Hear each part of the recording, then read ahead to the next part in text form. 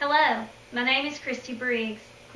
I was born in Oak Ridge to a single teenage woman who was very unprepared to raise a child. She decided to give me to my grandmother, who raised me for a while. But at the age of 3, I got to be reunited with my mother and a man that I would eventually call my dad. We moved to Morgan County, where I still reside today. Dad raised us with extreme family values and that God was the most important person in our lives. At the age of 6, I accepted Christ into my life and started to learn the importance of being a faith-believing Christian. At 16, I became baptized with my brother, my sister, and my father by my side, and with my mentor being the preacher to baptize me. At 21, however, I became a single parent, just like my mom. After the trials and tribulations, I had a 3-pound, 9-ounce little girl. She was transported to Children's Hospital for her prematurity, and we spent the first few months learning together how to endure life. I began to work and had struggles trying to raise a child with breathing difficulties and health issues and be a full-time mom.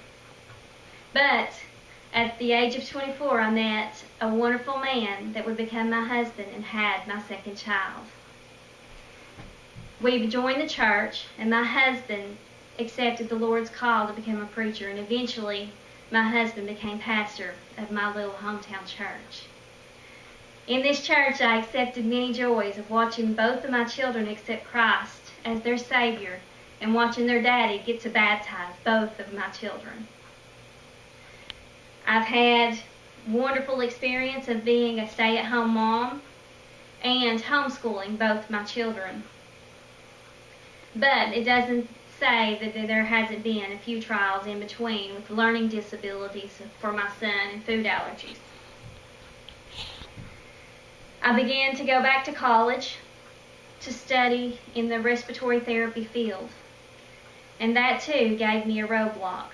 My mother became ill, and I had to withdraw from school and be a full-time caregiver to my mother as well as my children. Mom passed away in November, and that was a very, very, very rough time for me. I lost my best friend, but losing Mom has also shown me many, many wonderful things. I re-enrolled in school to fulfill my dream, and I also allowed me to see the wonderful family that I have and the support system. Although my life isn't a fairy book story, I have been truly blessed.